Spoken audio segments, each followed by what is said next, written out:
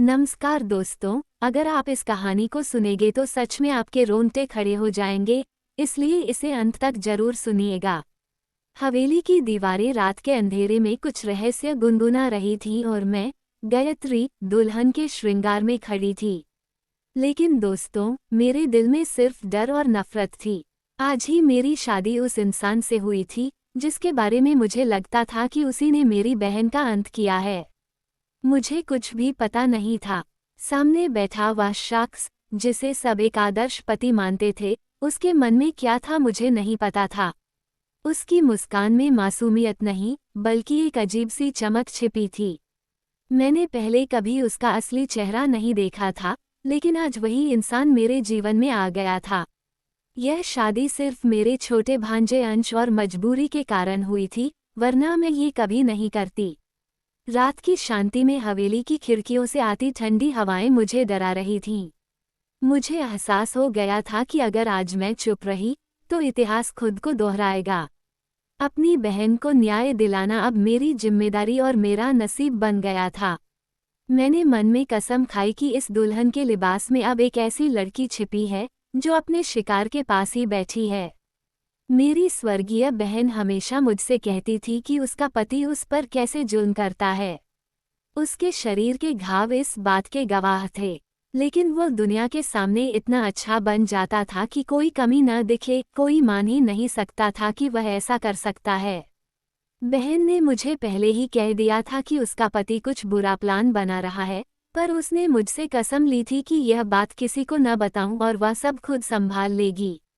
फिर एक दिन अंश को दादी के पास छोड़कर वे दोनों पहाड़ी इलाके में घूमने गए। तब बहन ने मुझे फ़ोन किया था। वह बहुत घबराई हुई थी। उसने एक ऐसी बात कही कि मेरा दिल धड़क उठा। मैंने बार बार पूछा कि क्या वह ठीक है, पर उसने बात बदल दी और कहा कि वापस आकर बात करेगी। अगले ही दिन खबर आई कि बहन का भयानक एक्सीडेंट हो गया है। घर में जैसे तूफान आ गया। जीजाजी ने कहा कि एक्सीडेंट में बहन खाई में गिर गई और उसका शरीर भी नहीं मिला। हम सब बहुत रोए। मेरी प्यारी बहन मुझे हमेशा के लिए छोड़कर चली गई और देखिए मेरा नसीब, मुझे उसका आखिरी चेहरा देखना भी नसीब नहीं हुआ। जीजा वापस आए, उन्हें मामूली चोटें थीं। मुझे अचानक याद आया कि बहन जाते वक्त खुश नहीं थी।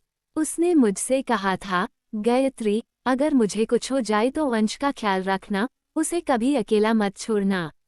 मैं जीजा को शक की नज़र से देखने लगी। ये कैसे संभव था कि एक्सीडेंट दोनों का हुआ, पर सिर्फ बहन की जान गई और जीजा को सिर्फ खरोंचें आईं। मेरा दिल यह मानने को तैयार नहीं था। मुझे लगा कि यह सब सोची समझी साजिश थी। इस बार वे अंश को भी साथ नहीं ले गए थे, जिससे मेरा शक और गहरा हो गया। जब मैंने घर वालों को अपना शक बताया, तो उन्होंने मुझे डांटा और कहा कि बहन की मौत के सदमे की वजह से मेरा दिमाग ठिकाने पर नहीं है। उन्होंने कहा कि जीजाजी जैसे शरीफ आदमी पर ऐसे आरोप न लगाऊं। मैं चुप हो गई, लेकिन जब जीजाजी घर आए तो मैंने अकेले में उनसे पूछा, एक्सीडेंट तो दोनों का हुआ था, फिर आपको इतनी कम चोट कैसे आई? वो घबरा गए और इधर उधर देखने लगे। मैंने कहा, आप मुझसे कुछ छिपा नहीं सकते, बहन ने सब बता दिया था। तब उनके हाव भाव बदल गए और उन्होंने शांति से कहा, अगर तुम्हें पता है तो अच्छा है, पर यह बात किसी को बताना मत, क्योंकि कोई यकीन नहीं करेगा। उनकी यह हिम्मत देखकर मेरी आंखें फटी रह गईं। उसके बाद उन्होंने घर आना बंद कर दिया और अंश को भी ले गए। 1 महीने बाद मेरे माता पिता ने तय किया कि मेरी शादी जीजाजी से ही करा दी जाए। ये सुनकर मेरे पैरों तले जमीन खिसक गई। एक ऐसे इंसान के साथ पूरी जिंदगी बिताना जिसने मेरी बहन को खत्म किया हो। लेकिन अंश बीमार रहने लगा था। घर वालों को लगा कि उसे माँ के प्यार की जरूरत है और वह प्यार सिर्फ मैं दे सकती थी। मैंने बहुत विनती की कि अंश को यहाँ रहने दें, पर जीजाजी उसे खुद से दूर करने को तैयार नहीं थे। आखिरकार दबाव में आकर मेरी शादी जीजाजी से कर दी गई। जब मैं दुल्हन बनकर उनके आलीशान घर पहुंची, तो मुझे डर था कि मेरा अंत भी बहन जैसा ही होगा। पहली रात में रोती रही। अंश मुझे माँ कहकर मेरी गोद में सो गया। जब जीजाजी आए, तो उन्होंने अंश के सिर पर हाथ फेरा और उसे उठाकर उसके कमरे में सुला दिया। मेरा दिल जोरों से धड़क रहा था। मेरा मन किया कि मैं कहीं भाग जाऊं, पर अंश और बहन को दिए वचन की खातिर मैं वहीं रुकी रही। जब जीजाजी कमरे में आए तो मेरा शरीर कांपने लगा। मैंने दुआ मांगी कि वो मेरे पास न आए। बहन ने कहा था कि उन्हें एक बीमारी है, इसलिए वह पास नहीं आएंगे। उन्होंने मुझे रोते देख कहा, तू चिंता मत कर, मैं तेरा पूरा ख्याल रखूंगा और सारे हक अदा करूंगा, बस बदले में अंश को माँ का प्यार देना। उनकी बातें सुनकर मेरे मन में कई सवाल उठे कि अगर उन्हें बेटे की इतनी चिंता थी तो एक वफादार पत्नी को दूर क्यों किया। पर मैं चुप रही और सोचा कि चालाकी से न्याय लूंगी। धीरे धीरे 1 महीना बीत गया। एक दिन मैंने उनसे पूछा, आप मुझे इतना क्यों देखते हैं? उन्होंने जो जवाब दिया उसने मुझे हिला कर रख दिया। उन्होंने कहा, मैं देख रहा हूँ कि क्या तू भी अपनी बहन जैसी है। एक दिन तू भी वैसी ही हो जाएगी। इस बात से मेरा मन और अस्थिर हो गया। एक दिन अंश को तेज बुखार आया। जीजाजी घर पर नहीं थे। शाम को जब वह आए और अंश की हालत देखी तो घबरा गए और उसे अस्पताल ले गए। वापस आकर उन्होंने मुझसे कहा, अंश के मामले में लापरवाही बर्दाश्त नहीं करूंगा। मैंने पहली बार गुस्से में पूछा, अगर बेटे की इतनी चिंता थी तो उसकी माँ को क्यों छीना? जीजाजी ने कोई जवाब नहीं दिया और चुपचाप कमरे से चले गए। कुछ दिन बाद जीजाजी ने कहा, गायत्री, मैं तुम्हें कहीं ले जाना चाहता हूँ। अंश को उन्होंने दादी के पास छोड़ दिया और मुझे गाड़ी में बिठाया। मुझे याद आया कि बहन को भी वे ऐसे ही अकेले ले गए थे। मैंने मन में ठान लिया कि अगर उन्होंने कुछ गलत करने की कोशिश की तो मैं चुप नहीं बैठूंगी।